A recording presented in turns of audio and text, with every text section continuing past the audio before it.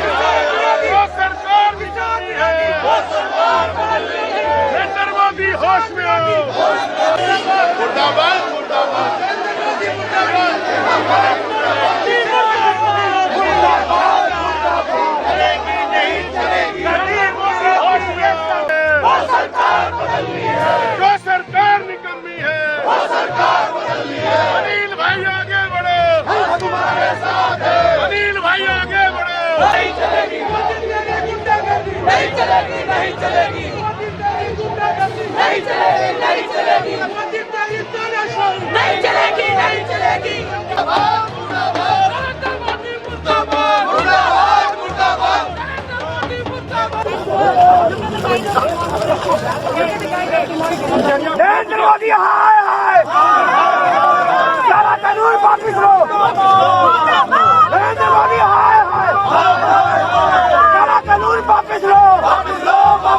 नरेंद्र मोदी गुंडा कर दी, नरेंद्र मोदी गुंडा कर दी, नरेंद्र मोदी तानाशाही, नरेंद्र मोदी होश में आओ, सारा कानून वापिस करो, वरना गद्दी छोड़ दो।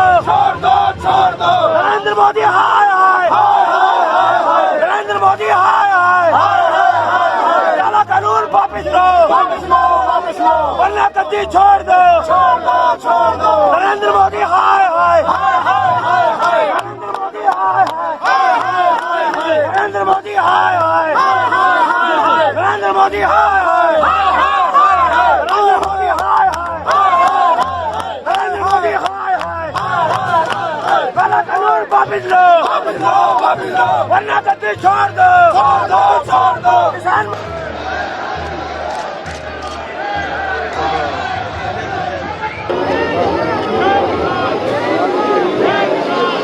देखिए, आज देश का किसान देश की राजधानी दिल्ली के बॉर्डर पे आज वहाँ मुस्तैद है, वहाँ बैठा हुआ है। लाखों किसान अपने देश के उस प्रधानमंत्री, भाजपा के प्रधानमंत्री कहूंगा मैं, आज उनसे मिलना चाहते हैं। इन 3 काले कानूनों के खिलाफ वो अपनी आवाज लेकर के आए हैं।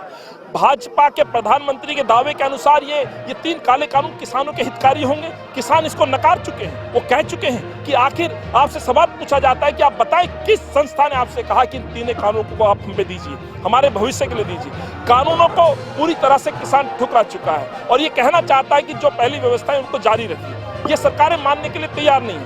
जिस देश को कृषि प्रधान देश कहा जाता था साथियों, आज उस देश को पूंजीपतियों का देश कहा जाने लगा है। पूंजीपतियों को इस देश की कमान सौंपने का काम भाजपा के प्रधानमंत्री और भाजपा के नेता कर रहे हैं। उसी के खिलाफ किसानों की आवाजों को लेकर के आज इनके भाजपा के कार्यालय पर आए। भाजपा का कहना है कि ये सिर्फ कांग्रेस जो है प्रोपेगेंडा चला रही है, ये किसानों की हितकारी का बिल है और ये सिर्फ एक कांग्रेस की एक। देखिए, किसान तो हर उस आवाज को उठाएगी जो मजदूरों से, किसानों से, गरीबों से जुड़ी हुई। पहले ही दिन हमारे नेता राहुल गांधी जी ने, कांग्रेस के सांसदों ने पार्लियामेंट में कहा था, आप कोरोना के इस महामारी के इस आपदा के समय को अवसर में मत बदलिए, आप बगैर सुने बगैर बातचीत के इन काले कानूनों को मत थोपिए। पहले ही दिन से राहुल गांधी सड़कों पर है। सवाल ये उठता है कि इस तरह के आंदोलनों को बदनाम और दबाने की कोशिश भाजपा लगातार करती है। हम भूले ही नहीं है एनआरसी का वो जिस तरह से धरना चल रहा था, उस समय भी इन्होंने इस तरह की बातें की थी। आज किसानों के इस धरने को अलग अलग नामों से कहीं ना कहीं इस धरने को बिखेरने की साजिश की जा रही है, लेकिन किसान टूटने वाले नहीं हैं, वो यहाँ से बिखरने वाले नहीं है। अपनी मांगों को मनवाने के लिए डटे हुए, क्योंकि ये उनके भविष्य की बात है, उनके बच्चों की बात है, उनके खेत खलियान की बात है और इस देश को पूंजीपतियों को सौंपने की जो बात है उसके खिलाफ कांग्रेस और किसान डटे हुए हैं। जिस तरीके से भाजपा भी कुछ लोकसभा में जो जीती है, कह रहे कि किसान उनके साथ है और सिर्फ कांग्रेस इसको देख के बदला गई है। मैं देश के प्रधानमंत्री से पूछना चाहता हूं, देश का किसान आपकी दिल्ली की राजधानी सीमा पर डटा हुआ है। क्या 5 मिनट का वक्त आप में नहीं है? आप प्रचार के लिए जा सकते हैं, प्रलोभन बातें कर सकते हैं, आप उल्टे सीधे डाटा पेश करके अपनी बातों को सही मनवाने की करने की आप कोशिश करते हैं। आखिर किसानों से बातचीत करने में आपको इतना डर क्यों लगता है? आप कहते थे कि मैं आम परिवार से आकर के चाय बेचने वाला प्रधानमंत्री बना हूं। आप सूट बूट वाले प्रधानमंत्री हैं, साहब पूंजीपतियों के प्रधानमंत्री, किसानों के प्रधानमंत्री नहीं है। तो आखिर मिलिए ना किसानों से, उनको बताइए, इसके फायदे बताइए और किसानों की सुनिए कि आखिर किसान मानने के लिए तैयार क्यों नहीं है। एमएसपी की मांग को आप क्यों जारी नहीं करते हैं? आप जिस तरह से मंडियों को खत्म करने की साजिश की जा रही है, जिस तरह से अडानी अंबानी को फायदे पहुंचाए आपने पीछे भूतकाल में आप देखिए किस तरह की योजनाएं लागू की है और किस तरह से इन पूंजीपतियों को देश के शीर्ष स्थान पर बना करके बैठा दिया गया। ये किसानों के खून को नोचने का काम करेंगे, चूसने का काम करेंगे। सभी प्रदर्शनकारियों से अनुरोध है, संयम बना के रखें और बैरिकेड से दूरें। सभी प्रदर्शनकारियों से अनुरोध है, बैरिकेड पे ना चले, चढ़ने की कोशिश करने से लड़ने का काम कर रहे हैं। आज भाजपा के कार्यालय पर आने का जो उद्देश्य है साथियों, उससे ही सरकार भाजपा के प्रधानमंत्री नरेंद्र मोदी 100 मोदी जी को उठाने के लिए आए हैं।